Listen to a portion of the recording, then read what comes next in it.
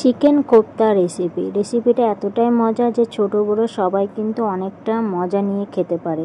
Hello everyone, আসসালামু আলাইকুম। চলে আসলাম নতুন একটা ভিডিও নিয়ে। আলহামদুলিল্লাহ আমি ভালো আছি। আপনারা কেমন আছেন অবশ্যই জানাতে ভুলবেন না। রোজার মাস সবার কেমন কাটতেছে? আমার কাটতেছে, দেখতেই তো পাচ্ছেন। ঠাডা পড়া রোদে ওর পিছিয়ে ঘুরতে হচ্ছে। আমার রোজার মাসটা কিন্তু প্রতিদিন সকালে এইভাবে কষ্ট হয়ে যায়, ওর সাথে চিল্লা আর ওর পিছে পিছে এই রোদে ঘুরতে।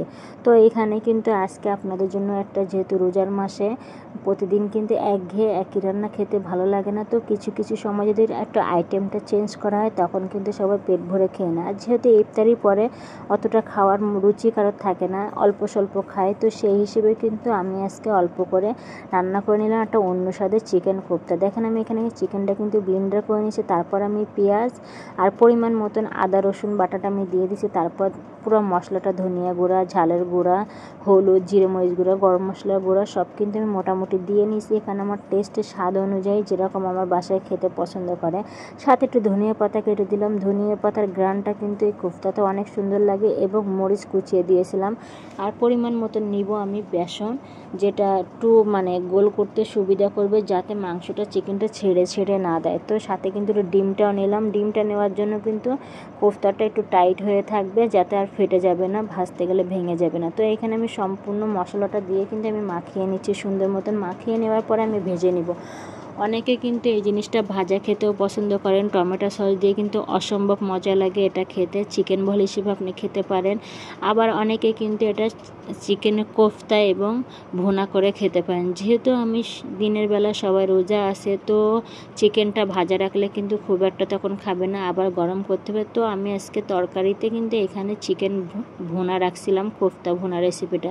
তো দেখেন কিন্তু আমি এখানে তেলে ভেজে নিব। তার জন্য কিন্তু আমার সরিষার তেলটা এত পরিমাণ ফেনা উঠছে যে ফেনায় ডুবে গেছিলো। আমি বুঝতে পারতেছিলাম না লাল হয়েছে নাকি বাদামি কালার হয়েছে, কোনো রকম বুঝতে পারতেছিলাম না। যেহেতু আমি জিনিসটা ভুনা করব, তাই কিন্তু আমি কালারটা একটু বাদামি টাইপের করে নিব। আর বেশি ভাজা করলে, যদি আপনি শুকনা খান সস দিয়ে, তাহলে আর একটু কড়া ভাজা করে নিতে পারেন, সেটা কিন্তু অনেক মজার হয়। তো এখানে দেখেন আমার সরিষার তেলে ফেনায় আমি ডুবে যাচ্ছিলো, কিন্তু বারবার আমি খুন্তি দিয়ে উঠায় দেখতেছিলাম যে আসলে কালারটা ঠিক আছে কিনা। তো যেহেতু খাঁটি সরিষার তেল ছিল, ফেনা প্রচুর হচ্ছিল, তো এখানে কিন্তু আমি তুলে নিলাম। আমি যেহেতু ভিডিওটা কোথায় স্কিপ করে না, অনেকে কিন্তু বুঝতে পারে না চিকেন কোফতায় কী দেওয়া হয়, তো তার জন্য কিন্তু আমি পুরো ভিডিওটা সম্পূর্ণ দিয়ে দিলাম। যেহেতু ভুনা করছিলাম, ভুনার ভিডিওটা আমি দিতে পারি না, যেহেতু 3 মিনিটের ভিডিও কিন্তু একটা শর্ট ভিডিও, এতে কিন্তু সবগুলো দেওয়া যায় না। আর এখান থেকে যদি আমি কোনো কিছু স্কিপ করতাম, আপনারা কিন্তু বুঝতে পারতেন না। তো আর যারা ভুনার ভিডিওটা চান, তাদেরকে অবশ্যই দিব ভুনার ভিডিওটা, কমেন্ট করে অবশ্যই জানিয়ে দিবেন।